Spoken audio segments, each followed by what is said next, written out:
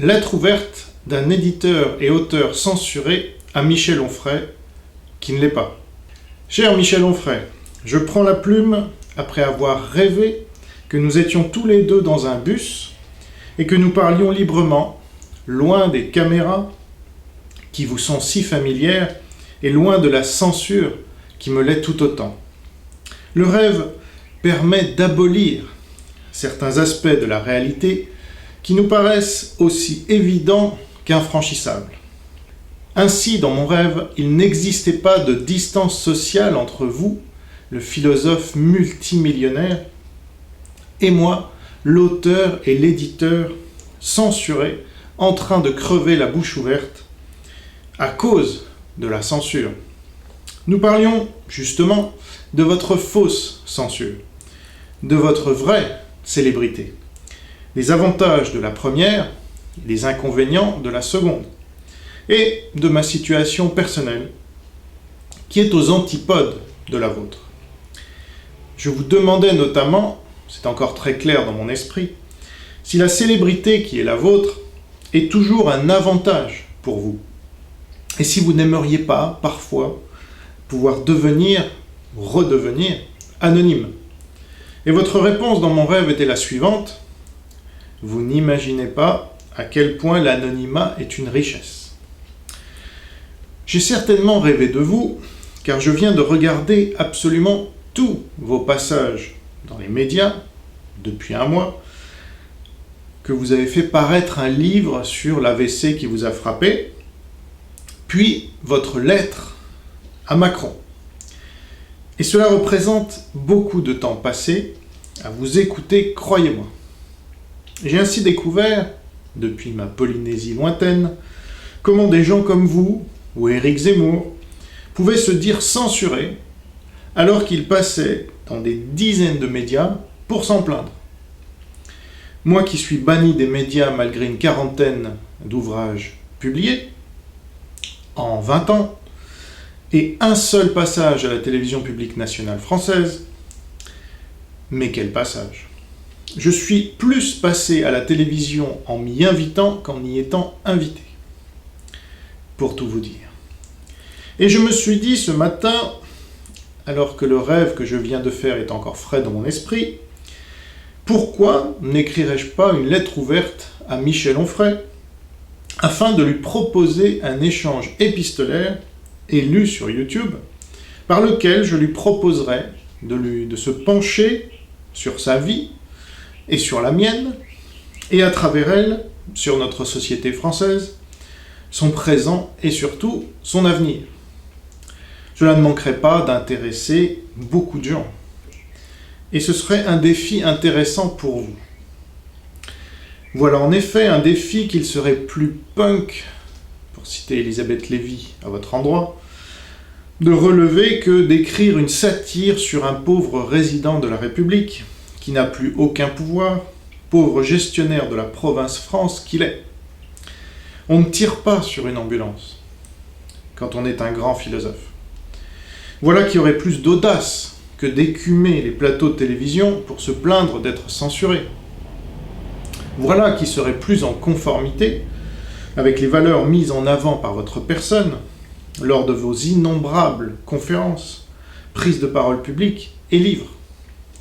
Osez échanger librement avec un petit, un exclu, un censuré, un pauvre, dont la maison d'édition subit réellement la censure, au point d'en crever. Car oui, la censure existe dans notre pays. Et au risque de vous décevoir, ce n'est pas vous, ni Éric Zemmour, ni même BHL, qui en êtes les victimes. Vous êtes les Français les plus médiatisés, parmi les plus médiatisés, depuis 15 ans. Zemmour encore plus que BHL. Et vous? Vos passages télévisés se comptent en centaines, de même qu'en radio et dans la presse. Il devrait être interdit, moralement, d'employer le terme de censure quand on est si médiatique. Mais notre époque autorise tout, et surtout le pire.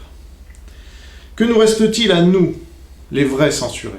vous nous volez jusqu'aux mots pour nous exprimer, qui sont tout ce qu'il nous reste. Car en effet, si vous, Michel Onfray, êtes censuré, que suis-je, moi, Jean Robin? Quels mots me reste-t-il? Au moment où je vous écris cette lettre ouverte, la maison d'édition que j'ai créée il y a 12 ans est en passe de disparaître, à cause de la censure.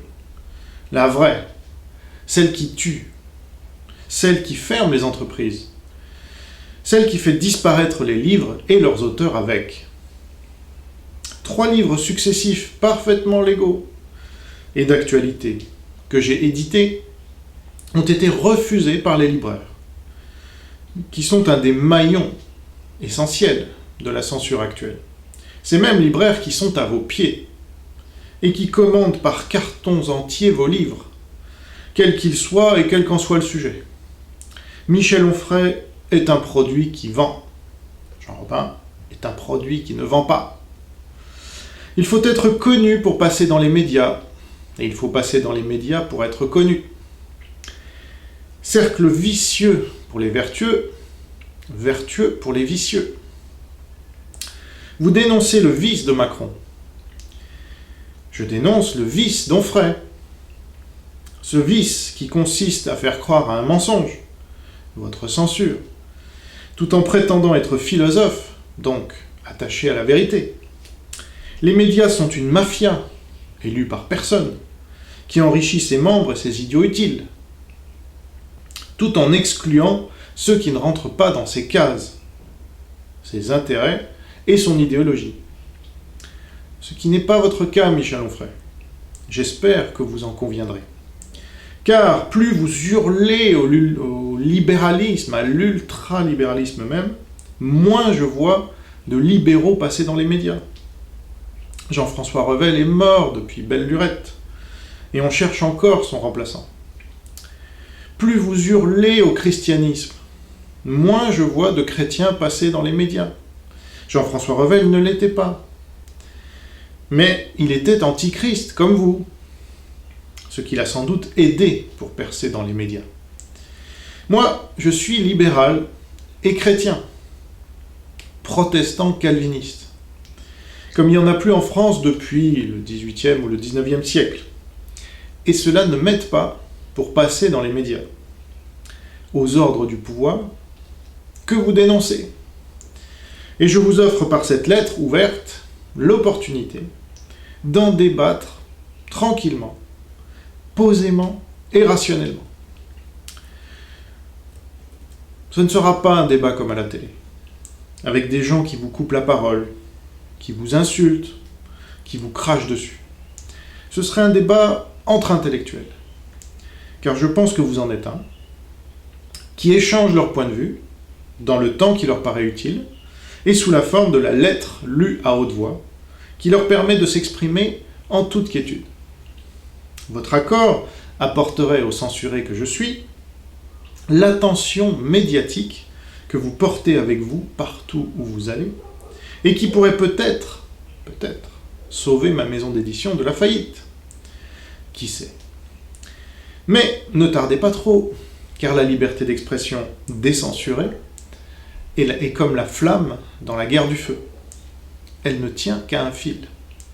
À vous de montrer que vous êtes courageux et que vous êtes encore capable de vous rabaisser à la hauteur d'un auteur réellement censuré, donc opposant au système, et qui lui en subit toutes les conséquences, contrairement à vous. J'ai bien quelques doutes sur le fait que vous osiez relever ce défi, car vous penserez sans doute avoir plus à y perdre qu'à y gagner. Ce qui est vrai. Mais c'est bien pour cela que c'est intéressant, et que cela vous changerait des plateaux télé où vous semblez avoir élu domicile. Sur Internet, les défis sont réels. L'honneur est en jeu. La vérité est dite sans filtre.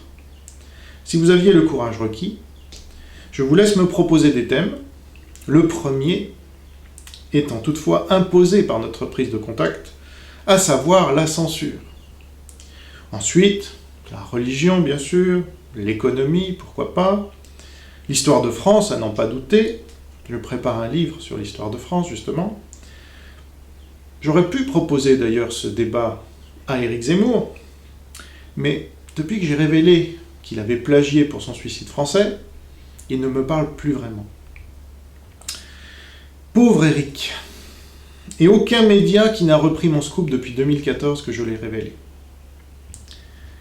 Voilà une belle censure, vous ne trouvez pas? La page Wikipédia qui m'est consacrée vous aidera à en savoir plus sur moi, bien qu'elle ne mentionne pas mon dernier acte politique en date, à savoir une conférence de plus de 20 heures que j'ai donnée pour démonter la propagande d'un islamiste français, étalée lors d'une de ces conférences qui a duré un peu moins de 2 heures. Oui, chaque minute de mensonge à la gloire de l'islam a reçu un traitement décapant de 10 minutes de vérité anti-islam. Ce que vous ne trouverez jamais dans les médias du système, auxquels vous collaborez allègrement. Au plaisir de lire votre réponse, cher Michel Onfray, et prompt rétablissement suite à votre AVC. Au revoir.